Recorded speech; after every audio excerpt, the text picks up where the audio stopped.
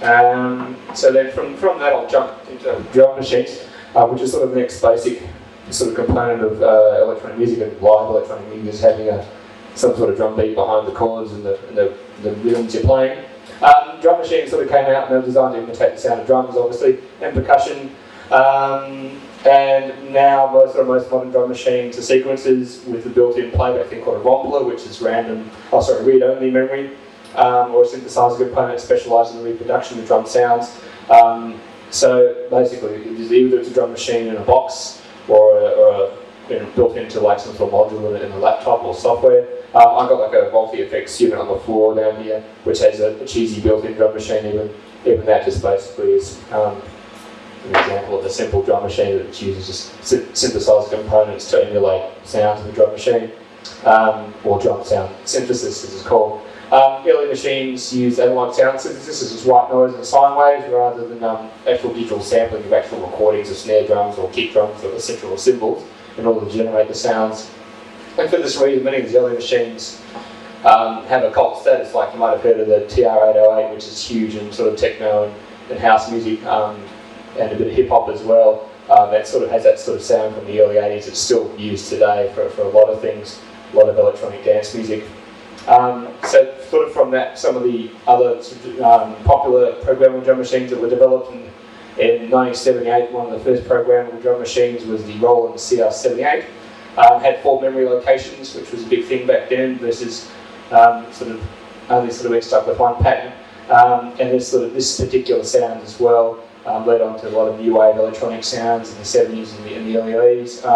Examples of tracks that used that were Hard Glass by Blondie, In the Air's Night by Phil Collins, with that little drum, sort of electro drum loop you hear before he does the big fill-in thing there. The next sort of development from Roland, who was simply on the leads and sort of drum machines that were quite popular, was the TR-808 in 1980.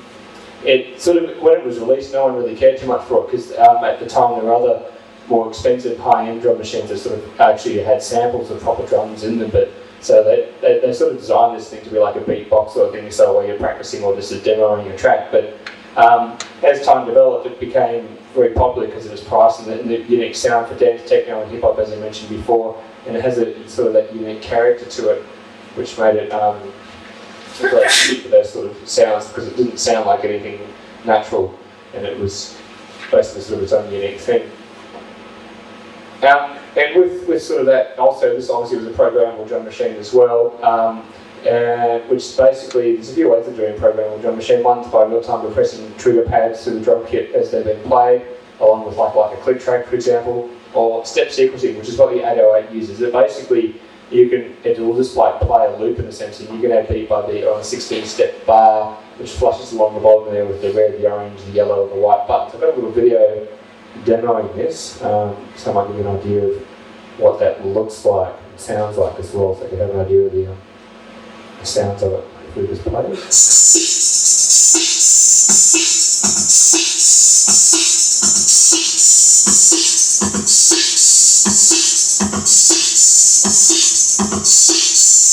So you can see the light flashing down the bottom there, along the colour button, but basically 16 beats in the bar, and basically highlight the sound that's there.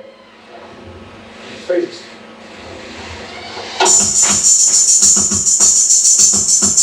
So basically each little step there is like set to a sound, whether it's a hi-hat or a kick or a snare or the electric hand clap sound. And you can basically, on the side switch there, you can flip between a few certain preset beats. And with each sort of hit, you can also change the tone of it as well. This software ended up being emulated in a program which came out a few years ago called Rebirth, which I used to have a copy of, and I don't know where it's gone, which is great. So you can actually sort of get those sounds on your computer if you wanted to sort of produce music in that style. But there's a lot of other things like Fruity Loops, another free software program, I don't know if it's still free, it used to be free, which sort of emulates those sort of sounds fairly similarly too, which is quite popular. A drum machine also with MIDI connectivity can then program via a MIDI controller or other device. So example of that, within Apple Live there's a few drum machines is there. So within Live itself there is a drum machine component, and just got to find it. I'll put some beats in before I pick up from that. Oh, here it is. So within here, there's the drum machine thing called Impulse, kicks, snares, and everything else. And you can basically, with a MIDI controller like my keyboard here, as long as I highlight the right thing to control it, like hitting record enable, you can play the beat manually and play them in. So basically when you're highlighting here, that'll show you the interface, and then I did program in some beats earlier with a preset here, so that's an example down the bottom of the screen there. You can see the hi-hat up the top there, there's a kick and a snare, and then you can even overlap parts in terms of programming in live. And what I also have set here is what's known as quantization, so I don't have to necessarily play perfectly at time, and it'll actually make me sound in time, even though I'm not great. So I'll just set it up and hope to be able to record something for you.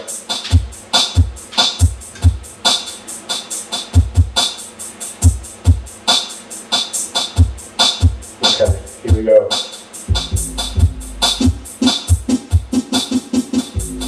So you can see it drawing, obviously.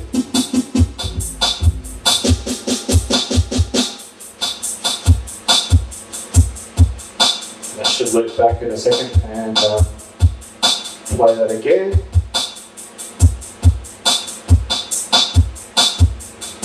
There we go. So basically it's tracking everything in time due to quantization. So you can program things in manually like that, or obviously in this case, that's the MIDI control. I can adjust it with the mouse on the screen if it's not quite right. So sort of drum machine programming is can be quite straightforward and MIDI proof, and I can delete individual bits if I think they're rubbish and everything else. So that's a quick example of drum machine program. You can even do this live during a set if you wanted to spice things up, but it's just playing the same old